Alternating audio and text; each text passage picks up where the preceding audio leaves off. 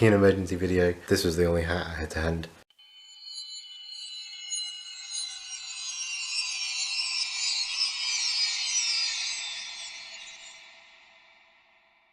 So I'm in Norfolk at the moment, in this house.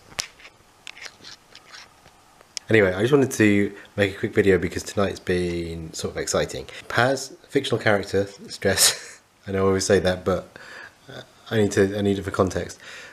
Writes for a magazine about YouTube and YouTubers. Yeah, so she's been doing that for like the last 6 months. Obviously, it's me writing the articles. It's quite a lot of work. At times, I've wondered what the point of it is and whether it's going anywhere. Paz was invited to a press screening of a film on behalf of 1080. Now, Paz has been invited to press screenings before because of a blog where she does a lot of film reviews and stuff, but I've never really bothered with them before. I mean, obviously I can't go. I'd have to get Cheryl to go because of her schedule and stuff. And also, is it really worth, like, I like the idea of Paz doing things in the real world, but what do we actually gain from that? Whereas this one, it's a film called The Darkest Dawn, and it's about, it sort of stars sort of several famous YouTubers. So I thought, well, this could be quite a good event to go to because those YouTubers will be there. I asked Cheryl and it turned out she was free, and what sort of, I think she had to cancel something to do it. But but she did it. So she went along tonight as Paz. It all got really stressful, and this is what I kind of wanted to talk about because this is the stuff I want to record, really. This is the point of these videos because they're not that interesting, I don't think, at a time, but I want a record of the sort of things that happen. So basically, yeah, I kind of wanted to make sure, I sort of chatted through with Cheryl, said to make sure that she was okay with going. I know, and I didn't want Cheryl to go on her own, but I knew I was going to be away, so, because I'm here in Norfolk and couldn't really practically get to London. So yeah, there was a bit of faffing around trying to find someone to go, and then my friend Ross could go, so he went along as well. And then there was this other thing, like I wanted to I was hoping to turn it into a video opportunity and get Paz to film some interviews and things like that. And so we talked about that, and I said I did like a sort of Mission Impossible style dossier of like, these are the people you need to look out for and these are the people it's worth talking to. On the day of the screening, no, yesterday actually, the day before the screening, I got a message from the news editor at 1080, who is the person we normally deal with, saying, oh, the editor, the co-editor, this guy called Alex is going as well. I was a bit suspicious because the only run-in I've had with Alex before was when Paz was asked to do an article about the YouTube space in London when it was kind of relaunched, and I was all set to do it, and then I got a message saying, it doesn't matter, Alex has been, he's done it. And Alex posted a video on the 1080 website, and that was his story, was this video of him going to the YouTube space. And at the time I was like, that's absolutely fair enough because it is always a bit of a pain in the arse to do, and he actually went there, so no problem. I get this message saying he's going, and I'm a bit like, why is he going? Like, if we're going and we're covering it, why do you need someone else going as well? But fair enough. I sort of warned Cheryl that, because the thing is, there was no one from 1080 who we knew going before, and suddenly there's this guy going, so he could potentially ask weird questions that Cheryl may not know the answer to.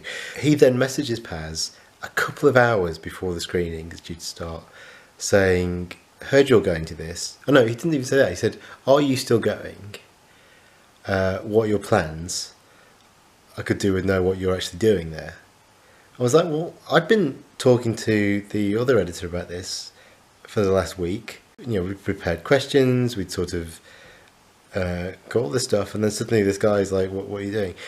So I explained, and then he said, but I'd said, oh, and we're going to film the interviews, and he said, so he says, why are you filming it? And I explained, I said, well, mostly it's because I want to be able to record the interviews for quotes, which is true because obviously I'm not going to the screening, Cheryl is, so I wanted her to be able to record them, and I thought, well, if we film them, at least there is the potential we could use the footage if it's really good. Yeah, so I sort of explained that. I then got a message from the other editor who we normally deal with saying, Alex has just phoned me, he doesn't want you to film. Which is really, I find really weird. I mean, I hate that anyway, when someone goes over your head. I get that in my normal day job all the time anyway, where someone doesn't like something you're doing, but rather than just telling you they don't like what you're doing, particularly when there's no real valid reason they go over your head. And because I was worried about Cheryl having to fend off some sort of, or having to deal with some sort of confrontation over it, I sort of texted them immediately and said, don't film anything, just do audio, because I don't want it, you know, I didn't want this guy to turn up and be like, I thought I said don't film anything or something. And even though I was pissed off about it, I thought, well, you know, I'll let it go. Anyway, it turns out they never saw him. They said they looked out for him, because I said you must try and see this guy because he's sort of looking out for you and stuff. Yeah, but they never saw him. He knew what Paz looked like because he messaged her on Twitter. Because what they said was, what Cheryl and my friend Ross, who went and said, was that there were loads of guys who looked like they could be him, and they weren't sure exactly which one it was, but he knew what she looked like. So and Cheryl was quite distinctive. He could have come over. Yeah, I guess the annoying thing about that was they could have filmed, because he wasn't obviously wasn't bothered, and instead they used this app that he'd recommended, and we've lost two or three of the audio files from using this stupid app. Anyway, that was the kind of drama of the night. We're trying to sort that out. It was all kicking off as my daughter was having a tantrum, and then we were having dinner, and sort of it was all like, I don't know, there's 4 kids in this house at the moment, all a bit crazy. Yeah, so I'm practically trying to text and like send messages and stuff while all this is going on. Anyway, yeah, but that still, other than that, went quite well. So I've spoken to Cheryl and to Ross afterwards.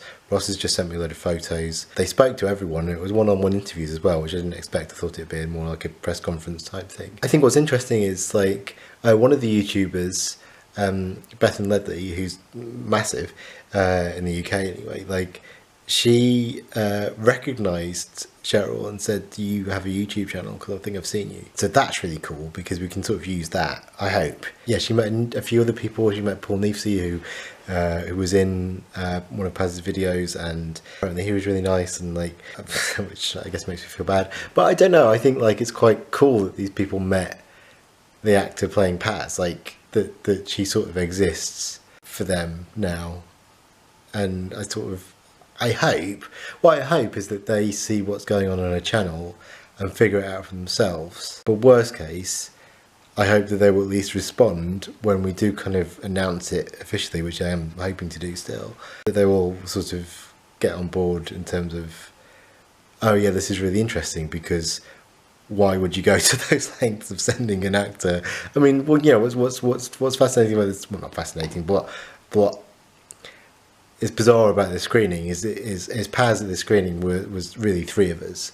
If there was me behind the scenes, there was Cheryl playing Paz, and there was Ross recording it or not, as the case may be, but also kind of, you know, sort of helping kind of steer it. So it was yeah, this one person going to screening with 3 people, which is a massive amount of effort to go to, for, you know, when you consider it could just be me doing this, and I could have gone to the screening on my own if Paz didn't exist.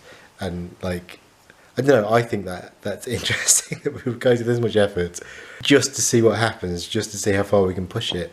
And I think from the sounds of things, we've done everything, apart from not getting all the audio recordings, we've done everything I wanted to do. We spoke to some people, and we've got photos of them, and we've got photos of Paz in this place. So yeah, I think that's pretty exciting. So I'm going to go and post some of those photos on Twitter now, and look out for the 1080 article as well, because that'll be interesting to see how that goes down.